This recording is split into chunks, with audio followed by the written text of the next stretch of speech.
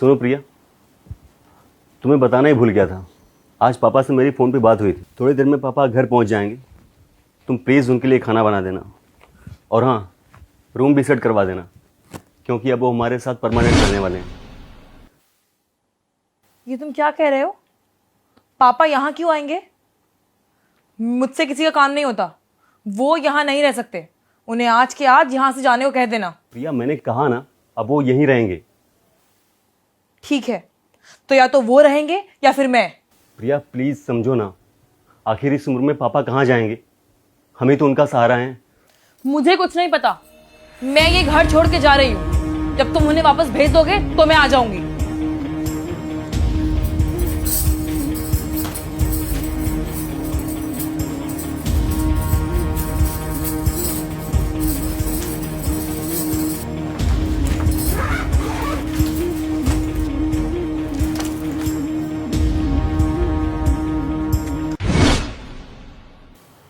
अरे पापा, आप अचानक यहाँ कैसे? बेटा, मेरी तो सुबह दामाद जी से बात हुई थी। क्या बताया नहीं उन्होंने तुम्हें? मुझे तुम्हारे भैया भाभी ने घर से निकाल दिया। तुम्हारी भाभी ने मना कर दिया खाना बनाने के लिए मेरा। उसने कहा या तो उस घर में वो रहेगी या मैं रहूँगा। अब इस बुढ़ापे में मैं कहाँ जाता। मैंने तो वृद्धाश्रम जाने की तैयारी कर ली थी, लेकिन जब ही दामाद जी का फ़ोन आया और मैंने उन्हें अपनी सारी बातें बताई, उन्होंने मेरी टिकट करा दी। नमस्ते पापा, सफर में कोई परेशानी तो नहीं? आशीर्वाद बेटा। नहीं बेटा, कोई परेशानी नहीं हुई। तुमने टिकट करा दी थी, मैं बहुत आराम से आया। प्रिया, मैं तो वृद्धाश्रम जा रहा था, लेकिन शरद जी ने कहा कि अब आप अपने बच्चों के पास ही रहोगे, इसलिए मैं यहाँ आ गया। सच में प्रिया, मैं तो धन्य हो गया ऐसा दामाद पाकर। मेरे अपने बेटे ने मुझे घर से निकाल दिया, लेकिन मेरे दामाद ने मुझे सहारा दिया। प्रिया बेटा, आपको तो कोई परेशानी नहीं है मेरे यहाँ रहने से? कैसी बात कर रहे हैं पापा आप?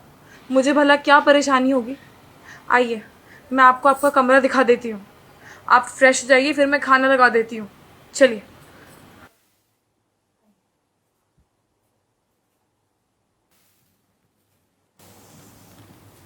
आई एम रियली सॉरी शरद। मुझे लगा कि तुम्हारे पापा आ रहे हैं, इसलिए मैंने उन्हें घर में आने से मना कर दिया। मैंने अपने और तुम्हारे पापा में भेदभाव किया, और तुमने मेरे पापा को कितना मान दिया, सम्मान दिया, उन्हें अपना माना, उन्हें अपने घर में रहने की जगह भी दी। प्रिया, ये सिर्फ तुम्हारी सोच नहीं, मोस्टली हर बहू ऐसा ही सोचती है कि ये मेरी नहीं, मेरे पति के माँ बाप हैं। पता नहीं ये बात लड़कियाँ क्यों भूल जाती हैं कि जैसे तुम्हारे माँ बाप ने तुम्हें पाला है, वैसे ही हमारे माँ बाप ने हमें पाल पोस कर बड़ा किया है।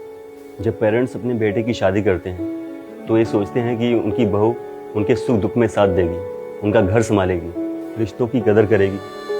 लेकिन तुम लोग माँ बाप को उसके बेटे से अलग कर देते हो, पर तुम भूल जाते हो कि तुम्हारे भी माँ बाप हैं, भाई भाभी हैं। अगर तुम्हारी भाभी तुम्हारे पेरेंट के साथ ऐसा करेगी तो तुम्हें कैसा लगेगा? इसलिए घर को जोड़ने का काम करना चाहिए, न कि तोड़ने का। रिश्ते हमारे अपने ही होते हैं, इसलिए उसे हमें ही संभालना होता है।